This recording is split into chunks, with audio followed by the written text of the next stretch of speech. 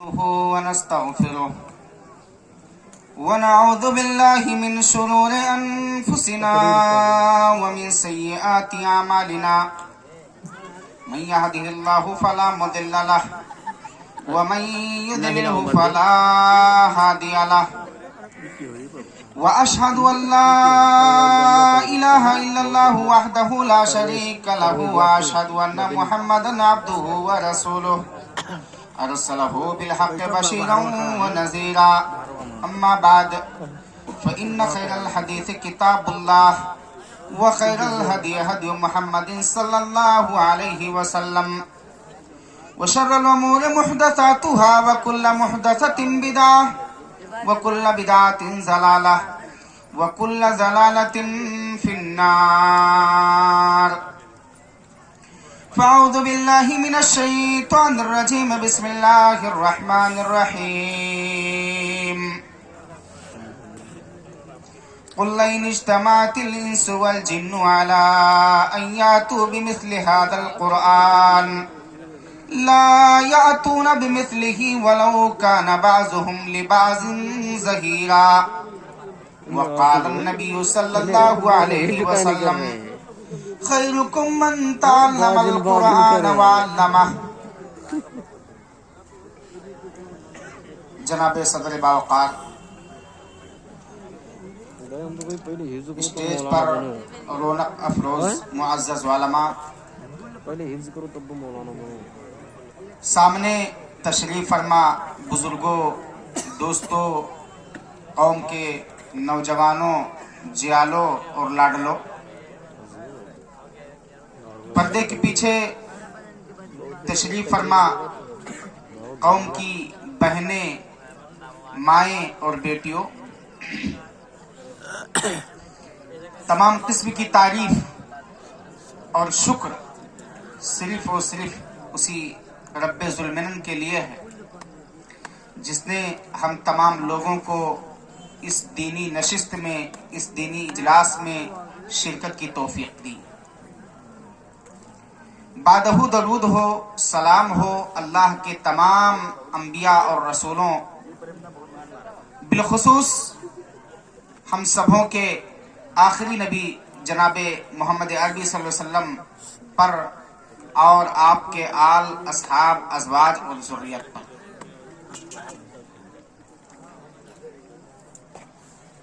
مبارکباد پیش کرنا چاہتا ہوں اس ادارے کے روح رواں مؤسس اور بانی کو،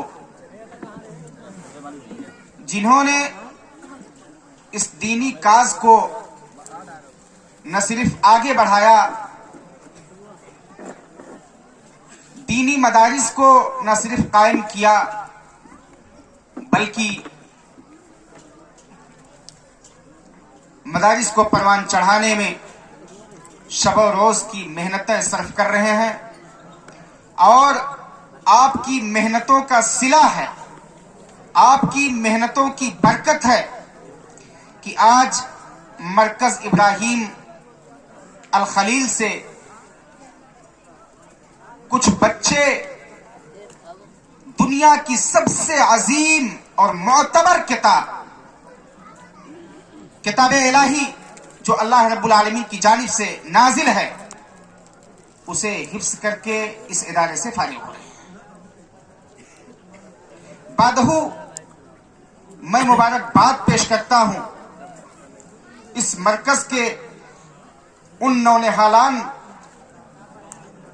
کی جناب میں جنہوں نے اپنے والدین کے خوابوں کو پورا کیا، قرآن مجید کو یاد کیا، اور آج ان کے سروں پر دستار حفظ سجائی جائے گی. ایسے ہی میں مبارکباد پیش کرتا ہوں ان ہونہار بچوں کے والدین کی جناب میں جنہوں نے اپنے بچوں کو، اپنے لاڈلوں کو اپنی نگاہوں سے دور کیا اور مرکز ابراہیم الخلیل میں بھیج کر کے اس کتاب اللہ کی حفظ کے سبب بنے. کتاب اللہ قرآن مجید یہ دنیا کی سب سے معتبر کتاب ہے, سب سے عظیم کتاب ہے, بابرکت کتاب ہے. لیکن یہ وہ کتاب ہے جس کے ساتھ غیروں نے بھی مظالم ڈھائے ہیں, اور آج ہمارے اپنے بھی کہیں نہ کہیں اس کتاب کے ساتھ ظلم کر رہے ہیں.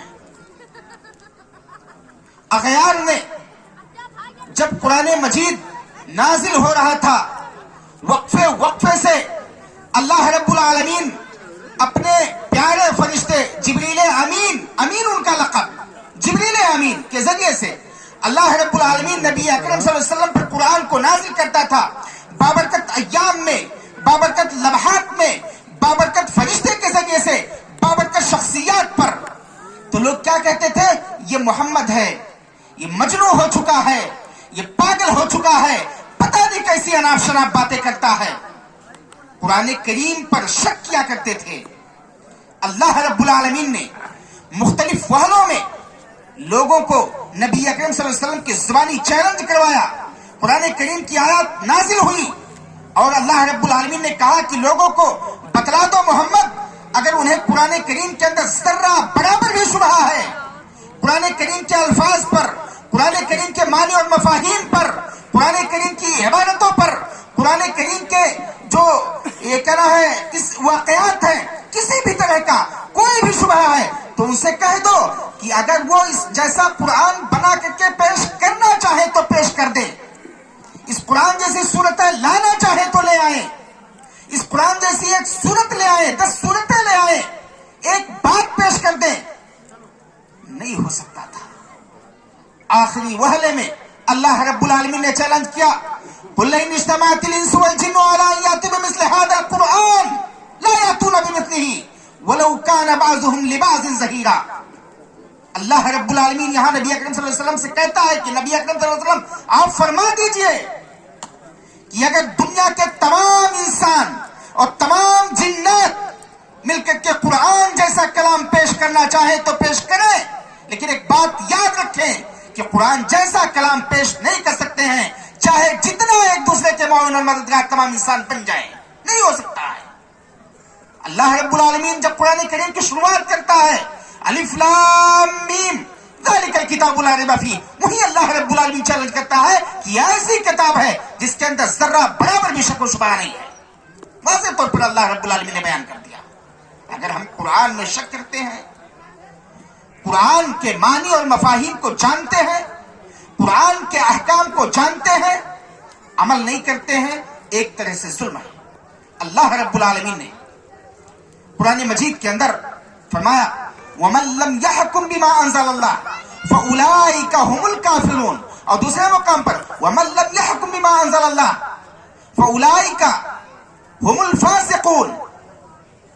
اللہ رب العالمین نے ایک تیسرے مقام پر فَأُولَٰئِكَ هُمُ الظَّالِمُونَ, یعنی ایک جگہ پر اللہ رب العالمین نے یہ کہا کہ قرآنی احکام کو جو لوگ جاننے کے بعد اس پر عمل نہیں کرتے ہیں وہ کافر ہیں.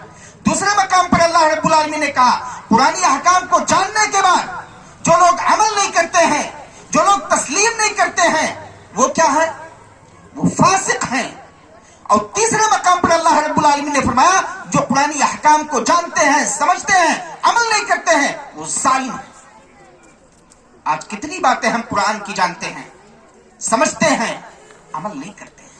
یہ ایک طرح سے ظلم ہے. نبی اکرم صلی اللہ علیہ وسلم کے زمانے میں لوگ شک و شبہ کرتے تھے, انکار کرتے تھے. آج ہم جاننے کے بعد اپنے عمل کے ذریعے سے انکار کرتے ہیں کہ ہم عمل نہیں کریں گے. یہ ظلم ہے قرآن کے ساتھ. ہمیں اس سے ڈرنا چاہیے, اس سے خوف کھانا چاہیے, اور قرآن احکام کو اپنی زندگی میں بسانا چاہیے. قرآن احکام اور قرآن مسائل کو سمجھنا چاہیے, اور قرآن عادات و اطوار کو اپنا کر کے اپنی زندگی قرآنی روش پر, قرآنی طریقے پر, قرآنی احکام پر, قرآنی مسائل پر گزارنا چاہیے. یہ قرآن کریم کا عظیم پیغام ہے. नबी अकरम सल्लल्लाहु अलैहि वसल्लम की एक हदीस मैंने आप लोगों के सामने पेश की है, खैरुकुम मन तअल्लमल कुरान व अल्लमा, कि सबसे बेहतर इंसान वो है जो कुरान करीम को पढ़े और कुरान करीम को पढ़ाए, लोगों को सिखाए, वो सबसे बेहतरीन है। यानी बेहतरीन की भी अल्लाह रब्बुल आलमीन ने जमानत दी है, लेकिन उस जमानत से हमें और आपको ये नहीं समझना चाहिए कि हम यूं ही कुरान को पढ़ लें, हमारी नियतें साफ ना हो तब भी हमें उसका सवाब मिलेगा। नियतों को साफ रखना होगा, रियाकारी से दूर रहना होगा, मक्कारी से दूर रखना होगा अपने आप को, तब तो हम कामयाब होंगे और कुरान पढ़ने पढ़ाने से हमारे हक में फायदा हमें मिलेगा। लेकिन अगर हम रियाकारी के लिए करेंगे तो वही कुरान जो हम पढ़ते हैं, जिसे हम पढ़ाते हैं अपने अजीजों को, अपने बच्चों को, वो हमारे लिए वबाले जान भी बन सकता है। इससे डरना चाहिए। जनाब अनस बिन मालिक रज़ी अल्लाह तआला अन्हु की एक हदीस है, वो बयान करते हैं कि एक नसरानी था, लेकिन वो नबी अकरम सल्लल्लाहु अलैहि वसल्लम के पास बैठ करके कुरान को लिखता था। कुरान लिखते लिखते बहुत सारी चीजें उसे याद हो गई, सूरतुल बकरा याद हो गई और बाद दूसरी सूरतें याद कर लिया उसने। लेकिन कुछ दिनों के बाद वो नसरानी शख्स इस्लाम लाया और फिर कुरान लिखते पढ़ते याद करते बहुत सारी चीजें जब याद कर लिया तो वो अपनी नसरानियत के दीन की तरफ पलट गया, इस्लाम छोड़ दिया, नसरानियत की जानिब चला गया। उसकी वफात हो जाती है, नसरानी हजरात उसको दफना देते हैं, जमीन में गाड़ देते हैं। नतीजा क्या होता है? गाड़ करके चले आते हैं, सुबह होती है, देखते हैं कि जमीन ने उसकी लाश को फेंक दिया है, जमीन ने उसकी लाश को निकाल करके बाहर फेंक दिया है। वो लोग सोचते हैं कि शायद ये इस्लाम में दाखिल हो गया था, कुरान को याद किया था, लेकिन नसरानियत की जानिब पलटने की वजह से, इस्लाम तर्क करने की वजह से, कुरान की इहानत करने की वजह से मोहम्मद के असहाब ने जमीन से उसको निकाल करके फेंक दिया है। कौम वाले शको शुबा कर रहे हैं। दूसरे दिन एक और अमीर और इंतहाई गहरा गड्ढा खोदते हैं, उस शख्स को डाल देते हैं गड्ढे में और पाट देते हैं, पाट करके चले आते हैं। शाम होती है, रात में फिर वही माजरा, वही मामला कि जमीन से सुबह देखते हैं तो उसकी लाश निकल गई है, वो लोग कहते हैं ये मोहम्मद के असहाब हमारे साथी के साथ कितना जुल्म कर रहे हैं बताइए, वो इस्लाम तर्क कर दिया तो वो लोग इसको बख्श ही नहीं रहे हैं, इसको जमीन से निकाल करके फेंक देते हैं। फिर तीसरे दिन वो और अजीम गड्ढा खोदते हैं और गहरा गड्ढा खोदते हैं और उस शख्स को उस गड्ढे में डाल करके पाटते हैं, चले आते हैं। तीसरे दिन भी वही मामला, सुबह उठते हैं, देखते हैं कि उसकी लाश जमीन के बाहर पड़ी है। वो लोग समझ जाते हैं कि इस बंदे को इसके अमल का फल मिल रहा है, ये किसी इंसान का करतूत नहीं हो सकता है। यह कुरान की इहानत की एक अजीम दलील है कि जिस शख्स ने कुरान की इहानत की, अल्लाह रब्बुल आलमीन उसको नहीं बख्शेगा। अगर हम कुरानी अहकाम को जानते हैं, कुरानी मसाइल को समझते हैं, अमल नहीं करते हैं, तो एक तरह से कुरान की इहानत है, कुरान पर जुल्म है और हमें और आपको इससे बचना चाहिए। यह कुरान वो कलाम है कि जो शख्स इस कलाम को पढ़ता है, इस कलाम को समझता है, अल्लाह रब्बुल आलमीन उसकी जिंदगियां बदल देता है, जनाब उमर फारूक रज़ी अल्लाह तआला अन्हु का जमाना है। मक्का की गवर्नरी के लिए नाफे बिन अब्दुल हारिस रज़ी अल्लाह तआला अन्हु को मुसल्लत कर देते हैं कि नाफे आप मक्का के गवर्नर हो, मक्का की गवर्नरी आपके सुपुर्द है, मक्का की देखरेख, मक्का के मामलात, मक्का के मसाइल आपके जिम्मे हैं, उसे आपको हल करना होगा। जनाबे उमर फारूक रज़ी अल्लाह तआला अन्हु मक्का की गवर्नरी उन्हें अता कर देते हैं। कुछ दिनों के बाद जनाब उमर फारूक रज़ी अल्लाह तआला अन्हु ये जाते हैं मक्का, वहां के हालात का जायजा लेने के लिए। नाफे बिन अब्दुल हारिस रज़ी अल्लाह तआला अन्हु को जनाब उमर फारूक रज़ी अल्लाह तआला अन्हु की आमद का पता चलता है कि खलीफे वक्त मक्का आ रहे हैं, नाफे बिन अब्दुल हारिस रजी अल्लाह तआला अन्हु क्या करते हैं, जनाब उमर फारूक रजी अल्लाह तआला अन्हु के इस्तकबाल के लिए मक्का की गवर्नर इब्ने अब्जा के हवाले कर देते हैं और चले आते हैं मकाम अस्फान में। जनाब उमर फारूक रजी अल्लाह तआला अन्हु की मुलाकात जब नाफे बिन अब्दुल हारिस रजी अल्लाह तआला अन्हु से मकाम अस्फान में होती है, वो देखते हैं उमर फारूक रजी अल्लाह तआला अन्हु नाफे बिन अब्दुल हारिस को, दंग रह जाते हैं, ताज्जुब करने लगते हैं, परेशान हो जाते हैं कि नाफे बिन अब्दुल हारिस, आपको मैंने मक्का की गवर्नरी अता की थी, आपको मैंने मक्का का हुक्मरान बना दिया था, मक्का के देख रेख, मक्का के मसाइल को हल करने वाला बना दिया था, और आप मक्का छोड़ करके, बाशिंदगाने मक्का को छोड़ करके आप मकाम अस्फान में आकर के मुझसे मुलाकात कर रहे हैं, क्यों यहाँ आए हैं, क्या माजरा है, और मक्का की गवर्नरी आपने किसको अता कर दी है। सारी चीजें जनाब उमर फारूक रजी अल्लाह तआला अन्हु नाफे बिन अब्दुल हारिस रजी अल्लाह तआला अन्हु से पूछते हैं।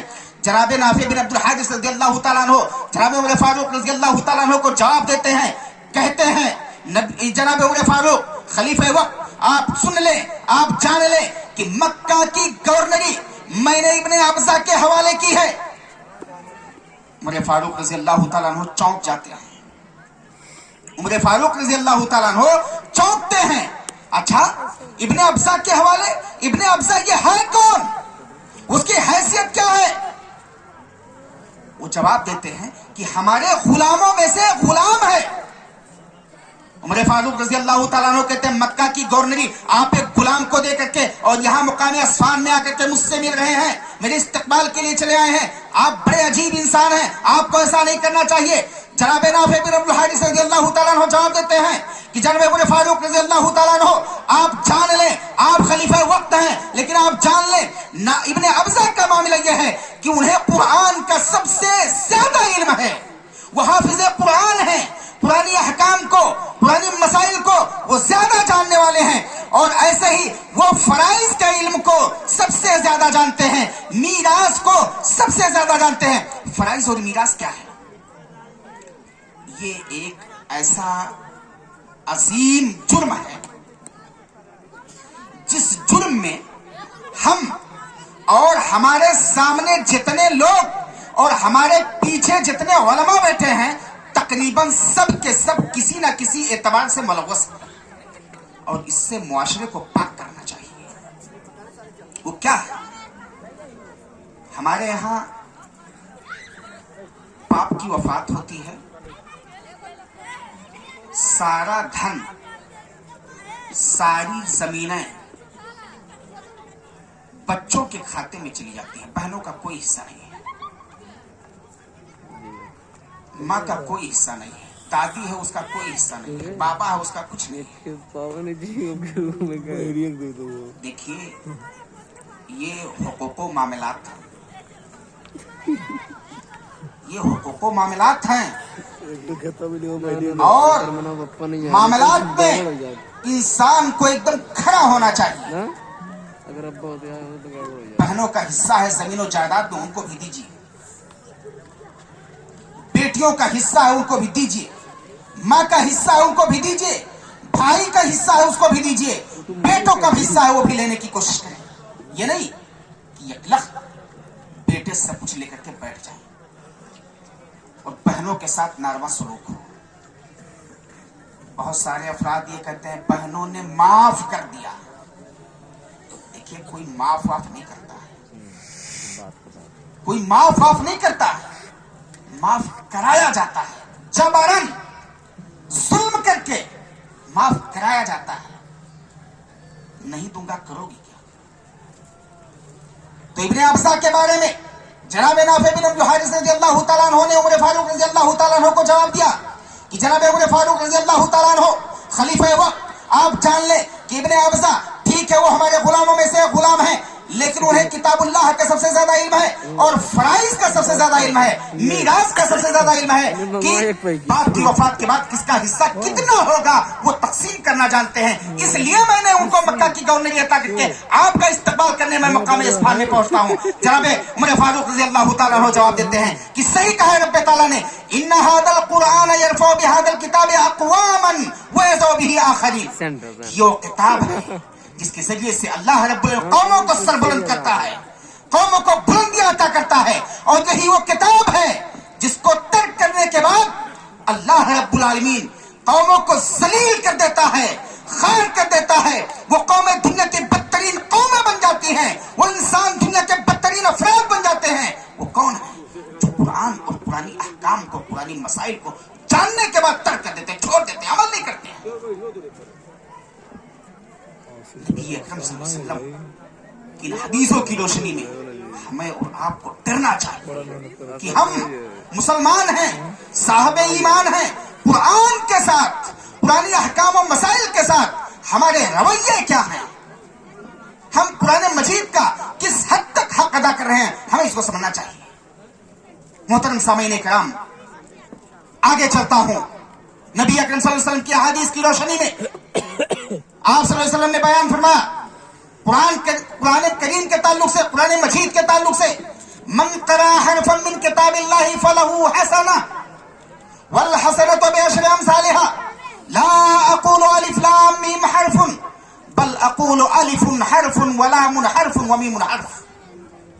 نبی اکرم صلی اللہ علیہ وسلم نے بیان فرمایا کہ جو شخص قرآن مجید کو پڑھتا ہے، جو شخص قرآن مجید پڑھے، اسے سمجھنا چاہیے کہ اللہ رب العالمین اس کے پڑھنے پر کتنا ثواب رکھا ہے، کتنا اجر رکھا ہے۔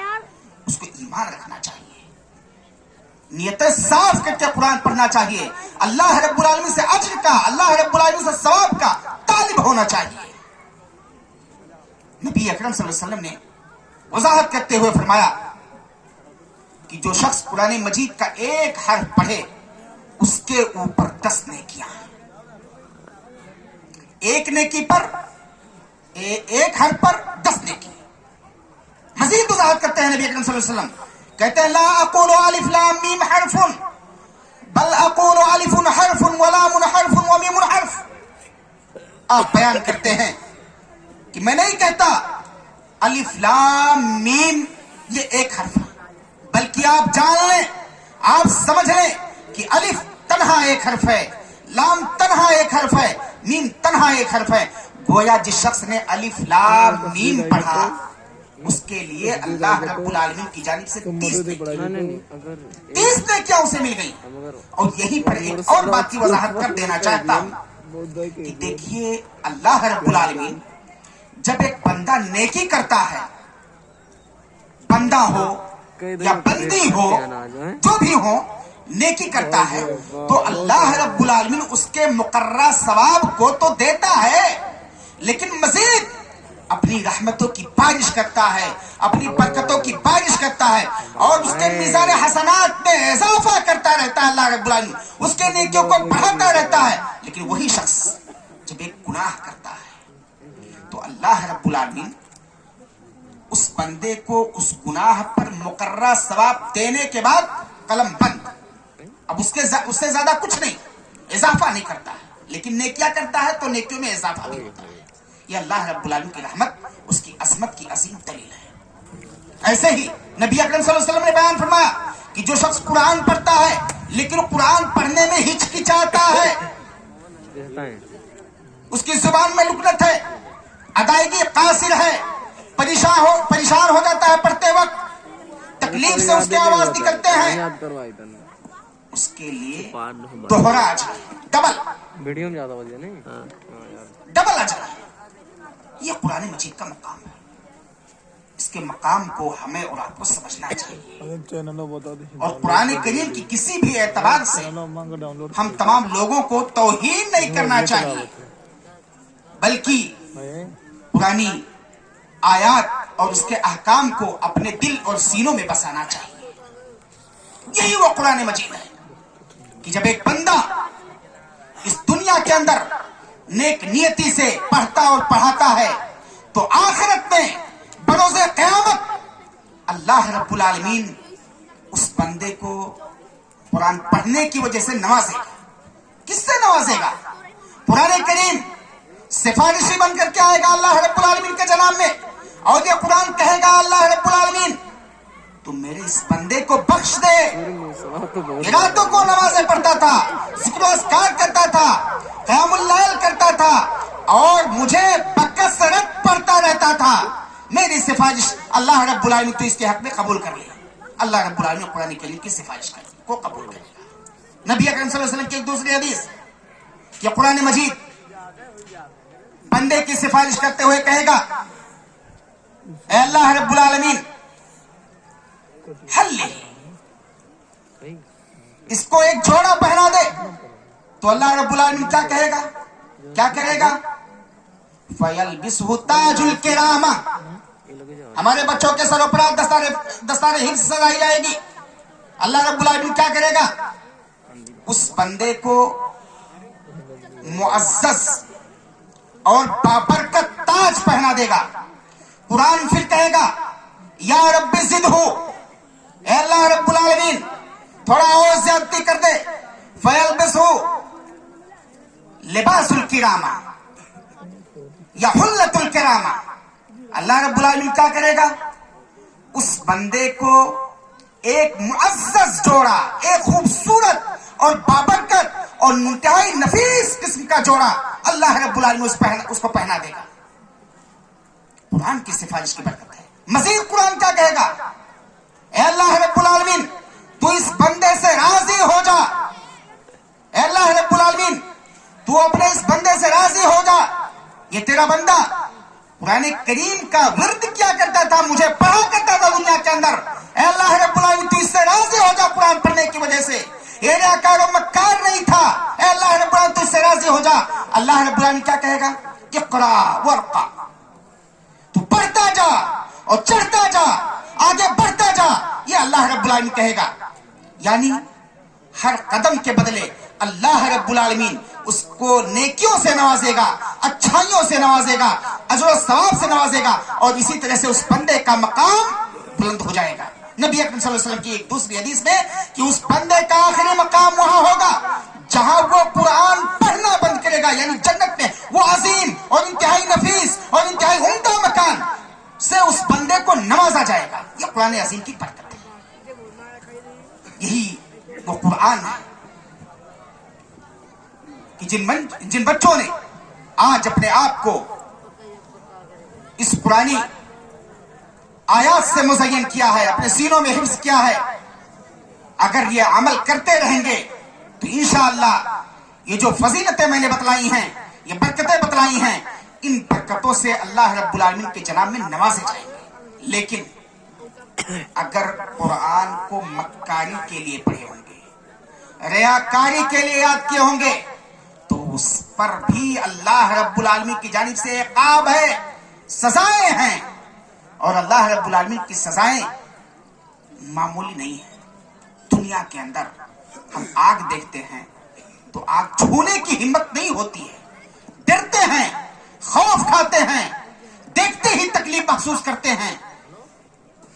जहन्नम का आग, जहन्नम का इक़ाब, जहन्नम की सजाएं इस दुनिया की सजाओं से कई दर्जा ज्यादा होंगी, बढ़ी हुई होंगी, इसलिए हमें उससे बचना चाहिए। ये कुरान अल्लाह रब्बुल आलमीन हाफिज कुरान से पूछेगा, सवाल करेगा कि मेरे बंदे तूने कुरान याद किया था, अमल कितना किया? वो बंदा जवाब देगा कि अल्लाह रब्बुल आलमीन तेरे कुरान को पढ़ा था, तेरे कुरान को पढ़ाया था, तेरे कुरानी अहकाम और मसाइल को खुद जाना था, लोगों को बतलाया था। अल्लाह रब्बुल आलमीन कहेगा अमल कितना किया था? अमल कितना किया था? अमल ये जरूरी है। अमल से जिंदगी बनती है, जन्नत भी जहन्नम भी। अमल से जिंदगी बनती है, जन्नत भी जहन्नम भी। ये खाकी अपनी फितरत पे न नूरी है न नारी है। अल्लाह रब्बुल आलमीन जब हाफिज कुरान से पूछेगा अमल के ताल्लुक से, कहेगा हाँ सब कुछ किया। अल्लाह रब्बुल आलमीन के सामने वो बंदा कहेगा अल्लाह रब्बुल पढ़ाया। अल्लाह रब्बुल आलमीन कहेगा नहीं, तू झूठ बोल रहा है। तू कुरान पढ़ता था दुनिया के अंदर, तू कुरान पढ़ाता था दुनिया के अंदर महज इसलिए कि तुझे कहा जाए कि फला शख्स बहुत बड़ा कारी कुरान है, बहुत बड़ा हाफिज कुरान है, सो दुनिया वालों ने तुझे कह दिया। दुनिया में तेरी बड़ी पजीराई हुई, तेरी नीयतें साफ नहीं थी, तू मुखलिस नहीं था, तू रियाकार और मक्कार था। दुनिया को कहलवाने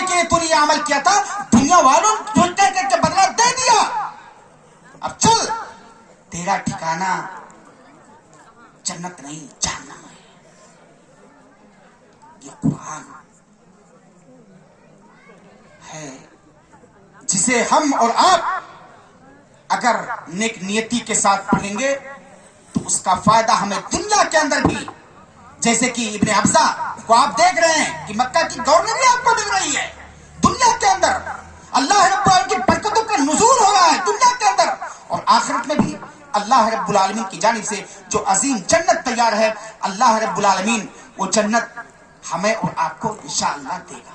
بس ضرورت ہے کہ ہم قرآن پڑھیں نیک نیتی کے ساتھ، قرآنی احکام اور قرآنی مسائل پر عمل کریں نیک نیتی کے ساتھ. یہ قرآن کریم ہے جس نے لوگوں کی زندگیاں بدل دی ہیں، زندگیاں بدل دی ہیں.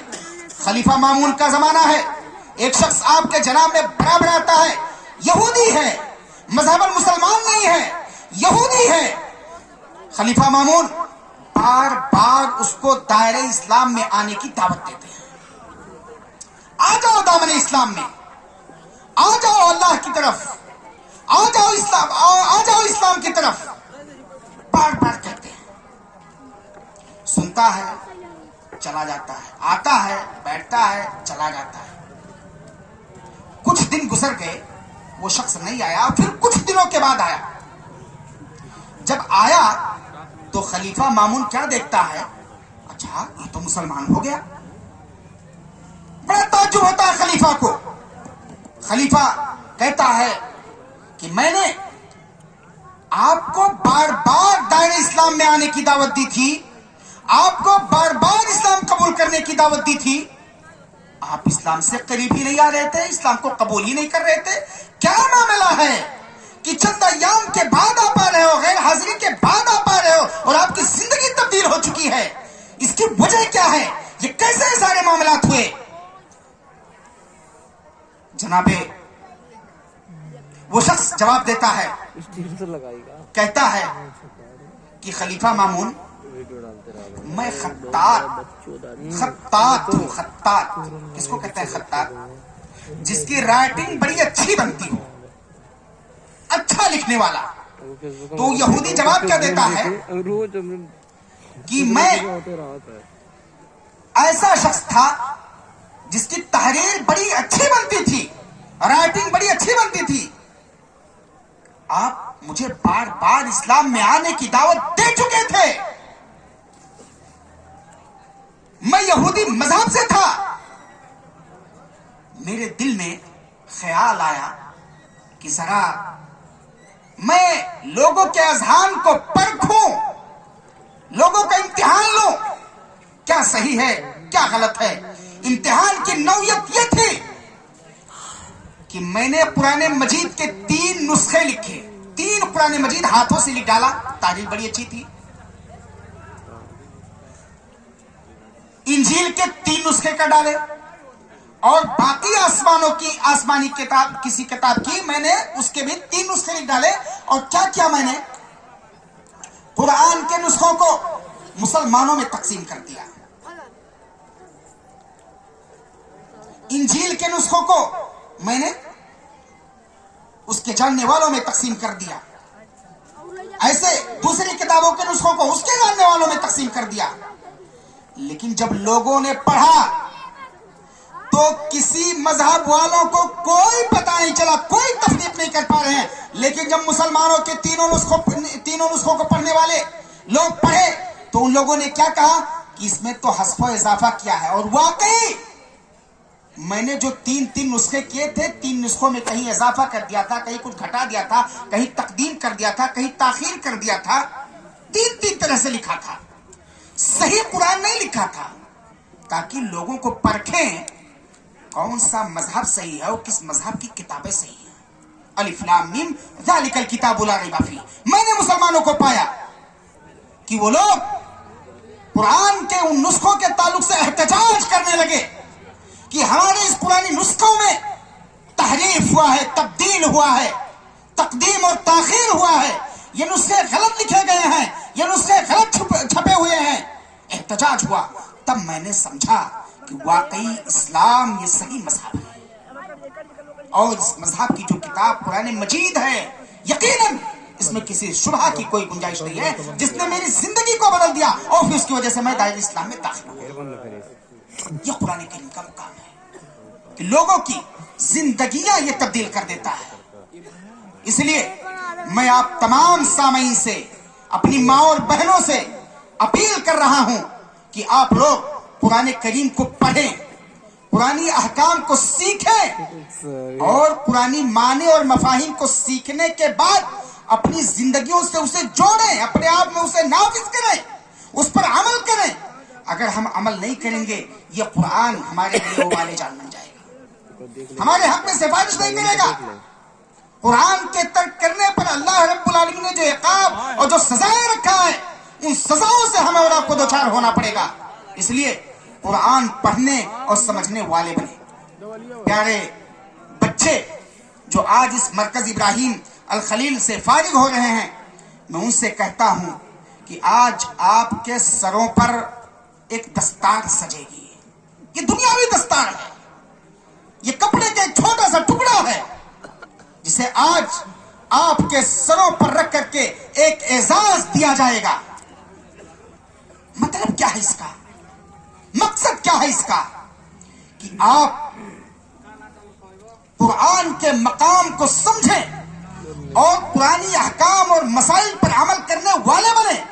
ریاکاری اور مکاری سے آپ کے والدین کا سر جھک جائے گا، آپ کے اساتذہ کرام کا سر جھکے گا، اور ایسے ہی اس مرکز ابراہیم الخلیل کے جو مؤسس ہیں، جو بانی ہیں، ہمارے مشرق، ہمارے انتہائی محترم شخصیت جناب مولانا ابوالکلام سلطان مدنی حفظہ اللہ و تولا، ان کے دلوں کو بھی تکلیف پہنچے گی، ٹھیس پہنچے گی، اور یہ ٹھیس آپ اپنی ذات سے، اپنی بات سے، اپنی حرکات سے، اپنی سکنات سے، اپنے اعمال سے کسی کو کبھی بھی کسی طرح سے پہنچانے کی کوشش ہرگز نہیں کریں۔ یہ قرآن جو آپ نے آج یاد کیا ہے، میں آپ سے یہ بھی التماس کروں گا کہ بار بار آپ اس قرآن کو پڑھیں گے، اس کا اعادہ کریں گے، اس کے معنی اور مفاہیم پر غور کریں گے، اور معنی اور مفاہیم کو سمجھنے کے بعد آپ لوگ اسے مشعل راہ سمجھتے ہوئے اپنی زندگیوں کو اس کے سانچے میں ڈالنے کی کوشش کریں گے۔ اگر ایسا کر رہے ہیں تو آپ کامیاب ہیں، بس الٹے دیگر آپ کے لیے ندامت اور پشیمانی ہوگی۔ آخر میں باری تعالیٰ سے دعا کرتا ہوں کہ اللہ رب العالمین ہم تمام لوگوں کو اس طرح کی دینی نشستوں میں شرکت کرنے کی توفیق دے۔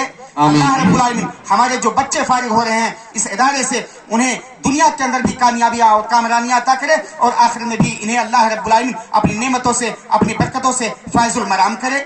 اللہ رب العالمین سے یہ بھی دعا کرتا ہوں کہ اللہ رب العالمین اس ادارے کے بانیان نے جو یہ خواب دیکھا ہے کہ بچے یہاں سے فارغ ہوں، اللہ رب العالمین کے عزائم کو جمع رکھے اور اس ادارے کو دن دونی رات چوگنی ترقی دے۔